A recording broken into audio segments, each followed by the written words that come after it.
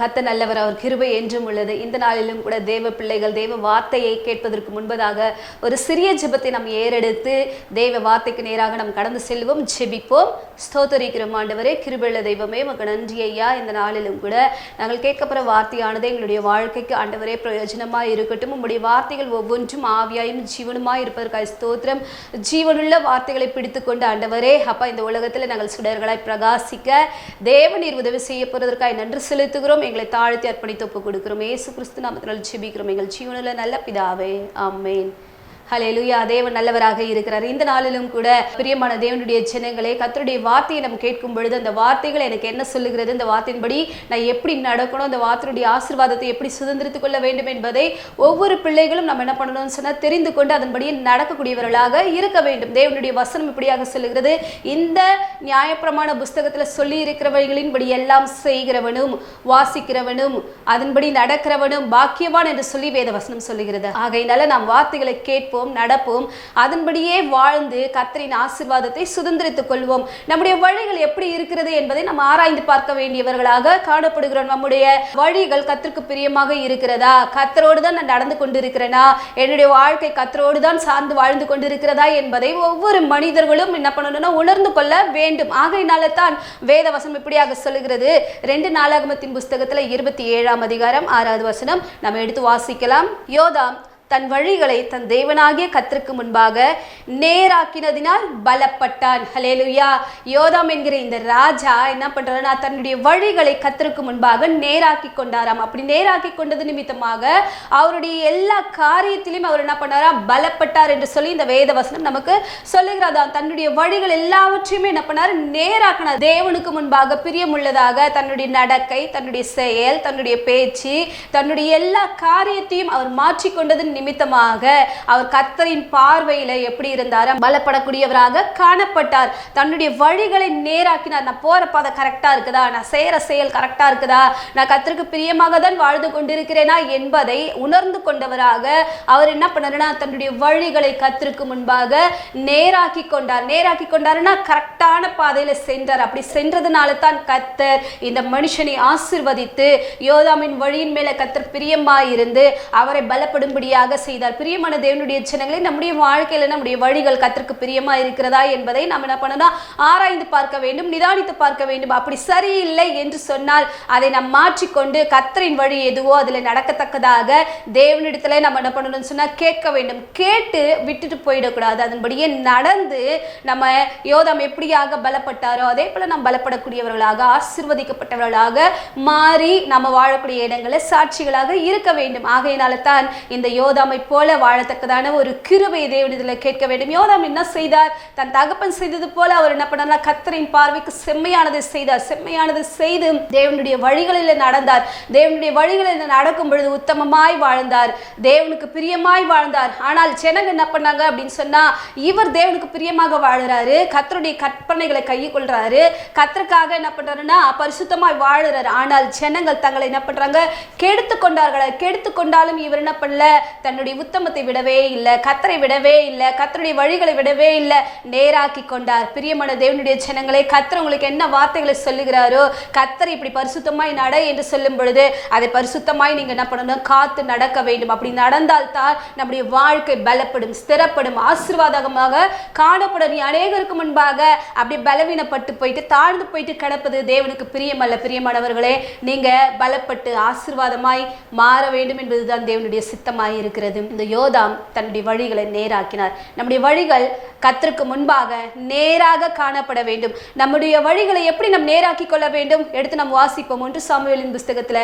7ஆம் அதிகாரம் 3வது வசனம். அப்பொழுது சாமுவேல் இஸ்ரவேல் குடும்பத்தார் யாவரையும் நோக்கி, நீங்கள் உங்கள் முழு இருதயத்தோடும் கர்த்தரிடத்தில் திரும்புகிறவர்களானால் அந்நிய தேவர்களையும் அஸ்தரோத்தையும் உங்கள் நடுவிலிருந்து விலக்கி உங்கள் இருதயத்தை கர்த்தருக்கு நேராக்கி அவர் ஒருவருக்கே ஆராதனை செய்யுங்கள். அப்பொழுது அவர் உங்களை பெலிஸ்தருடைய உங்களுடைய கைக்கு நீங்களாக்கி விடுவார் என்றான். ஹல்லேலூயா. இஸ்ரவேல் ஜனங்களை நோக்கி இந்த சாமுவேல் ஆசாரியன் சொல்றாரு, உங்களுடைய வழிகள் எல்லாமே எப்படி இருக்குதுன்னா கர்த்தருக்கு பிரியமானதாக காணப்படல. வழி விலகி போறீங்க, பாவம் செய்யறீங்க. நீங்க உங்க முழு இருதயத்தோட கர்த்தரை தேடுறது கிடையாது, கர்த்தரை உண்மையாக ஆராதிப்பது கிடையாது, உண்மையாக தேவ சமூகத்துல நீங்கள் காத்திருப்பது கிடையாது, அந்நிய தேவர்களை பின்பற்றி போறீங்கன்னு சொல்லிட்டு இவர் என்ன பண்றாருன்னா அவர்களிடத்துல போயிட்டு தேவ எச்சரிப்பை கொடுக்கிறார். அவருடைய வழிகள் என்ன பண்ணுதுன்னா மாறி போகக்கூடியதாக காணப்பட்டது. இஸ்ரவேல் குடும்பத்தில் யாவரையும் நோக்கி அவர் சொல்றாரு, உங்கள் முழு இருதயத்தோட கர்த்தரிடத்துல திரும்புங்க, உங்க முழு ஆத்மாவோட தேவனிடத்துல அன்பு கூறுங்க என்று சொல்லுகிறார். பிரியமானவர்களே, நம்ம ஆலயத்திற்கு போகும் பொழுது நம்மளுடைய ஆத்மா முழு இருதயத்தோட கர்த்தரை பற்றி கொண்டு இருக்கிறதா? முழு இருதயத்தோட கர்த்தரை தேடுறோமா?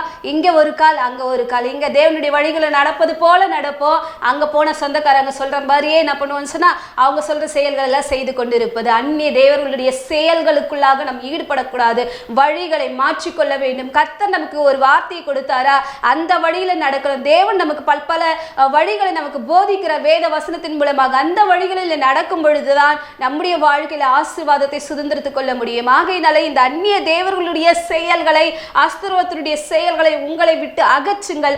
அப்பொழுது நீங்க அகற்றும் பொழுதுதான் கர்த்தர் பெலிஸ்தரின் கைக்கு நீங்களாக்கி உங்களை விடுவிப்பார் என்று சொல்லி இந்த ஆசாரியன் போய் சொல்லும் பொழுது இஸ்ரவேல் ஜனங்கள் எல்லாரும் என்ன பண்ணாங்க, ஒருமுகப்பட்டு சாமுவேலோடு சேர்ந்து ஜெபம் பண்ணினார்கள். ஜெபம் பண்ணின பொழுது அவர்களுக்கு விரோதமாக எழும்பி வந்த அந்த பெலிஸ்தரை தேவன் தாமே அவர்களுக்கு முன்பதாக மடங்கடிக்கும்படியாக செய்தார். ஹல்லேலூயா. அதே போலத்தான் உங்களுடைய வாழ்க்கையில பிறருடைய அந்நிய தெய்வங்களை வணங்கக்கூடிய, அந்நிய செயல்களை செய்யக்கூடிய உங்க நண்பர்களோ உங்க உறவினர்களோ மற்றவங்க சொல்ற பேச்சை கேட்டு அவங்களுடைய வழிகளை நீங்க நடந்தீங்க அப்படின்னு சொன்னா உங்களுக்கு எதிராக விரோதிகள் எழும்போது நிச்சயம். ஆகையினால பிரியமானவர்களே, விரோதிகளை சம்பாதித்துக் கொள்ளாதீங்க, அந்நிய ஜனத்தோட கலந்து கொள்ளாதீங்க. வசனம் அப்படியாக தான் சொல்லுகிறது, நீதிக்கும் அநீதிக்கும் சம்பந்தம் ஏது, ஒளிக்கும் இருளுக்கும் ஐக்கியம் ஏது. நீ தேவனோட சம்பந்தப்பட்டவன், தேவனுடைய வழிகளை நடக்கக்கூடியவன், நீ ஒளி இல்லாத இருள்ல கிடக்கிறவர்களுடைய வார்த்தைகளை கேட்டு நடக்கக்கூடாது என்பதை கர்த்தர் நமக்கு போதிக்கிறார். அப்படி நீங்க தேவனுடைய வழியில நடந்தாய் என்று சொன்னால்தான் தேவன் உன்னை பலப்படுத்தி ஆசீர்வதிக்கக்கூடியவராக இருக்கிறார். இந்த யோதாம் தன்னுடைய வழிகளை நேராக்கி கொண்டார். தன்னுடைய ராஜ்யத்துல இருந்த ஜனங்கள் எல்லாம் கர்த்தரை விட்டுட்டு போயிட்டு தங்களை கெடுத்து கொண்டாலும் இவர் தன் வழிகளை விட்டு விலகாதபடிக்கு தேவனுடைய சத்தத்தை கேட்டு நடக்கக்கூடியவராக இருந்து தேவனுடைய சித்தத்தை செய்து முடித்தார். ஹல்லேலூயா. பிரியமானவர்களே, உங்களுடைய வழிகளை விட்டு விலகாதீங்க. கர்த்தர் உங்களுக்கு போதிக்கக்கூடிய அந்த வார்த்தைகளை பிடித்துக் கொள்ளுங்க. தேவனுக்கு பிரியமானதை செய்ய நீங்க என்ன பண்ணுங்கன்னா முற்படுங்க. அப்படி செய்யும் பொழுதுதான் தேவன் நம்மோடு இருப்பார். அந்நிய தேவர்களை எப்படி விளக்க வேண்டும், அந்நிய காரியங்களை எப்படி விளக்கணும்? என் சொந்தக்காரங்க சொல்றாங்க, நான் எப்படி செய்யாம இருக்க முடியும், அவங்க என்னுடைய வீட்டு காரியங்களை நல்ல காரியத்திலும் சரி கெட்ட காரியத்திலும் சரி வந்து நிற்க மாட்டார்களை, நான் என்ன பண்ணுவதுன்னு சொல்லிட்டு நிற்காதீங்க. அவர்களை மேற்கொள்ளணும்னு சொன்னா உங்களிடத்துல ஜெபம் இருக்க வேண்டும், உங்களிடத்துல விசுவாசம் இருக்க வேண்டும், உங்களிடத்துல உபவாசம் இருக்க வேண்டும், கர்த்தரை பற்றி ஒரு வைராக்கியம் உங்களுக்குள்ளாக இருக்க வேண்டும். என் தேவன் ஜீவன் உள்ளவர், அவருடைய வழியில தான் நான் நடப்பேன். எந்த மனிதரும் சொல்லக்கூடிய எந்த விக்கிரக காரியத்துக்கும் நான் என்ன பண்ண மாட்டேன், அடிமைப்பட மாட்டேன், அவருடைய வழிகளை கற்றுக்கொள்ள மாட்டேன் என்று சொல்லி ஒரு நிச்சயத்தோடு இருக்கும் பொழுதுதான் தேவன் உங்களை ஆசீர்வதிக்கக்கூடியவராக இருக்கிறார். இந்த தானியேல் என்ற ஒரு மனுஷன் என்ன பண்றாரு அப்படின்னு சொன்னா உபவாசத்தோடும் தேவனிடத்துல என்ன பண்றாரு, அன்பு கூறுறாரு. அன்பு கூறும் பொழுது தேவன் அவரை என்ன பண்றாருன்னா அந்த ராஜ்யத்துல அதிபதியாக அவருடைய காரியத்தை ஜெயமுள்ளதாக கர்த்தர் மாற்றக்கூடியவராக இருக்கிறார். நம்முடைய வழிகளை கர்த்தருக்கு முன்பாக நம் நேராக்குவது மட்டுமல்லாதபடிக்கு அவருடைய வழி எதுன்னு சொல்லிட்டு அதை தெரிந்து கொண்டு அதில் நடக்கக்கூடியவர்களாக நாம் காணப்பட வேண்டும். நம்ம எடுத்து வாசிப்போம். ஏசாயாவின் புஸ்தகத்துல 30ஆம் அதிகாரம் 21வது வசனம், நீங்கள் வலது புறமாய் சாயும் போதும் இடது புறமாய் சாயும் போதும் வழி இதுவே, இதிலே நடவுங்கள் என்று உங்களுக்கு பின்னாலே சொல்லும் வார்த்தையை உங்கள் காதுகள் கேட்கும். ஹல்லேலூயா. உங்களுடைய காதுகள் வலது புறமாய் இடது புறமாய் சாயும் பொழுது வழி இதுதான் என்று சொல்லக்கூடிய கர்த்தரின் வார்த்தைகள் உங்களுடைய காதுகள் கேட்குமா?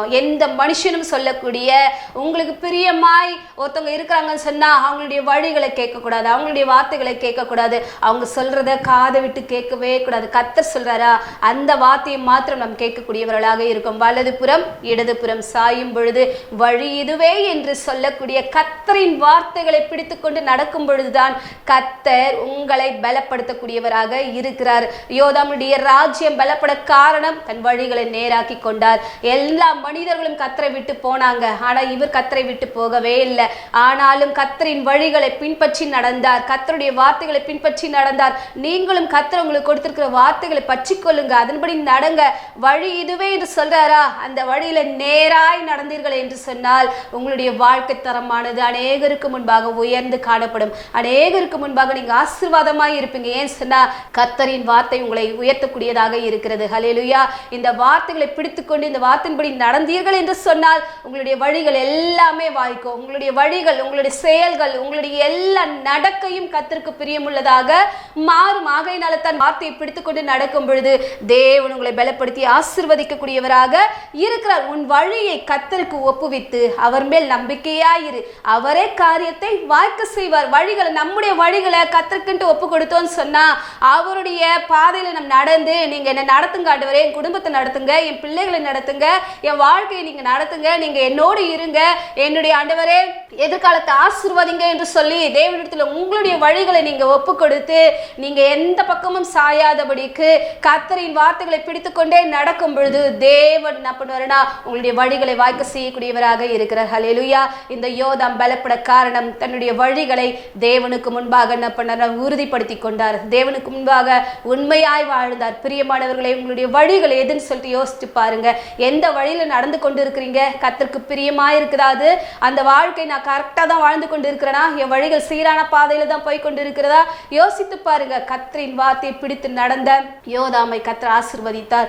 அவனுடைய ராஜ்யம் பலப்பட்டது. உங்களுடைய வாழ்க்கை அநேகருக்கு முன்பாக சாட்சியாய் இருக்கணும்னு சொன்னா அந்நிய தேவர்களை விட்டு விலக வேண்டும், விக்கிரக ஆராதனையை விட்டு விலக வேண்டும், பிறர் சொல்லக்கூடிய வார்த்தைகளை விட்டு விலக வேண்டும். அப்படி இருந்தால்தான் தேவன் நம்மை ஆசீர்வதிக்கக்கூடியவராக இருக்கிறார். 2 நாளாகமத்தின் புஸ்தகத்துல 19ஆம் அதிகாரம் 3வது வசனத்தை வாசிப்போம். ஆகிலும் நீர் விக்கிரக தோப்புகளை தேசத்தை விட்டு அகற்றி தேவனை தேட உம்முடைய இருதயத்தை நேராக்கிய விஷயத்தில் நன்மையான காரியங்கள் உம்மிடத்தில் காணப்பட்டது உண்டு என்றான். ஹல்லேலூயா. நன்மையான காரியங்கள் அந்த மனுஷனிடத்தில் காணப்பட்டது. விக்கிரகத்தை விட்டு வெளியே வந்தார். கர்த்தரை மட்டுமே முழு இருதயத்தோடு தேடினார்.